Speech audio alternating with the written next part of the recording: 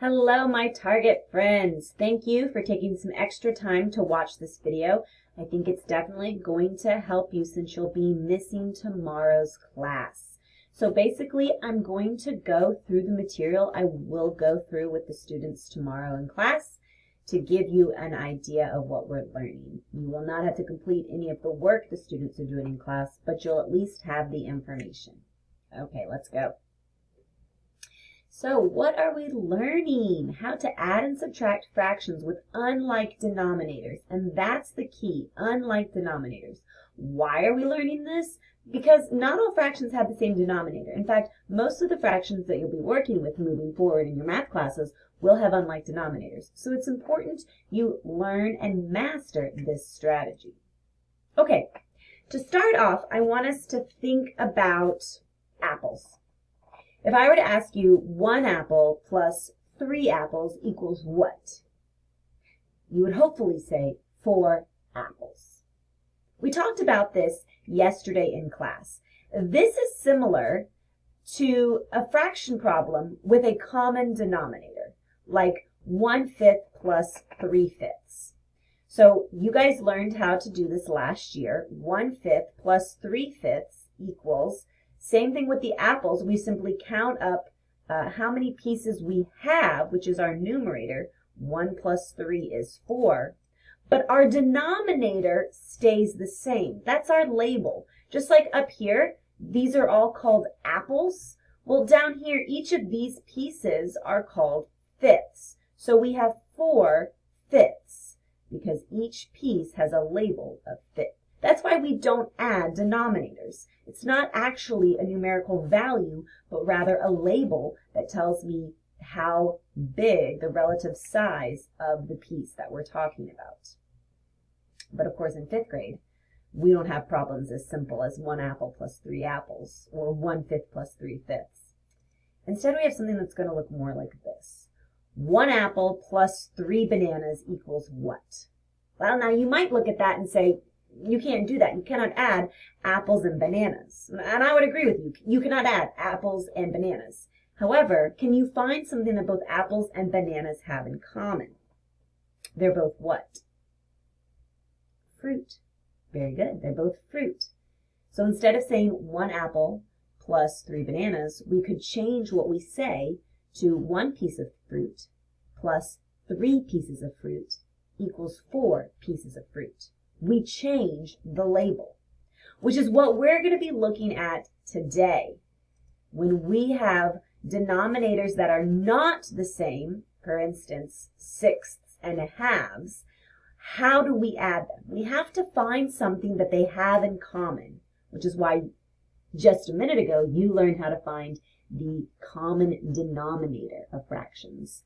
Because if we can change their denominators to make them the same, then we can add them. So what I can do in this situation is if I draw a line like this and a line like this, I now have 1, 2, 3, 4, 5, 6 pieces. Now granted, these pieces don't look the same as these, but they take up the same space. It would just be as if I took this piece down here and brought it up here.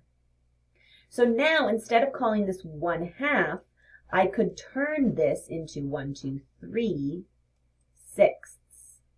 Now I can add up the pieces. 1, 2, 3, 4 sixths. So we have to find what they have in common. Just like up here, we can call all these fruits. By creating more pieces, I can call 1/2 3 sixths.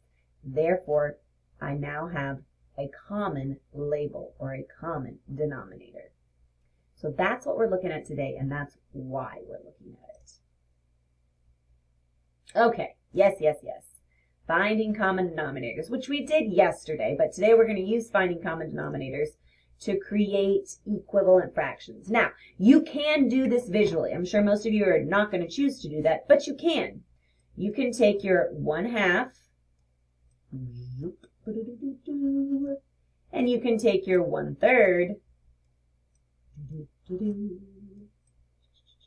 and you can create a common denominator by simply dividing up these models using the opposite denominator. Here's what I mean by that. I'm going to take this model here and I'm going to divide it into 3 pieces. Just like that. And I'm going to take this model here and I'm going to divide it up into 2 pieces.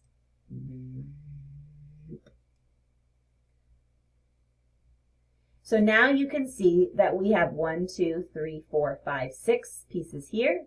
We have 1, 2, 3, 4, 5, 6 pieces here. So in essence, what we've done is if we've created equivalent fractions with a common denominator, that denominator being 6.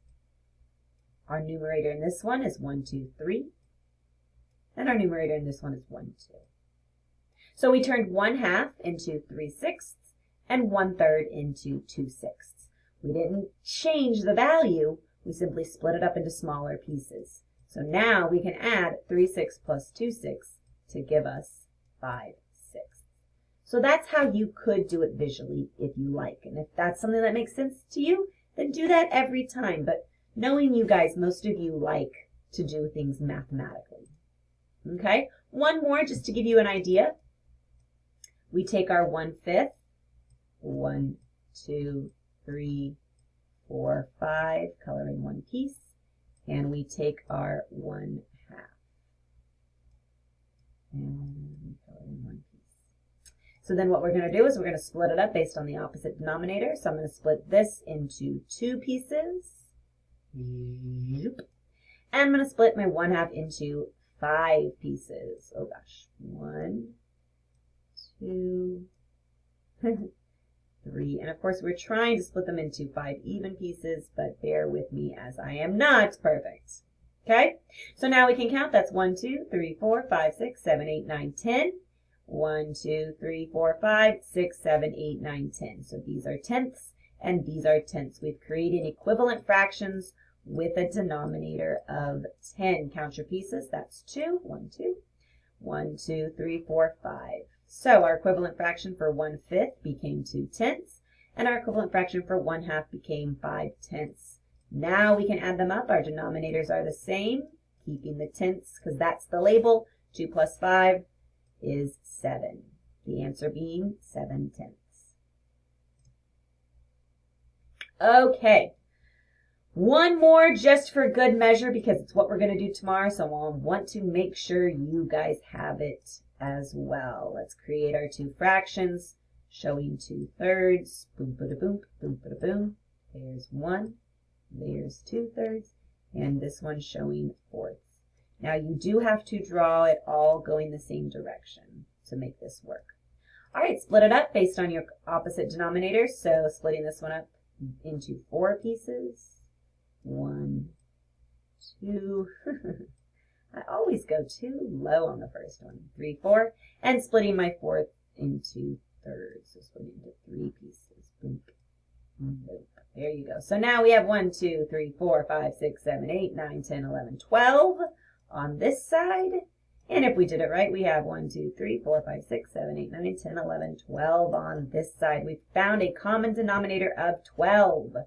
Count the pieces we have. 1, 2, 3, 4, 5, 6, 7, 8, and 1, 2, 3. We created an equivalent fraction for 2/3. Now it's 8/12, and for 1/4, we made it 3/12. Again, we did not change the value. We simply split it up into smaller pieces so that we could have the same denominator. Now we can add.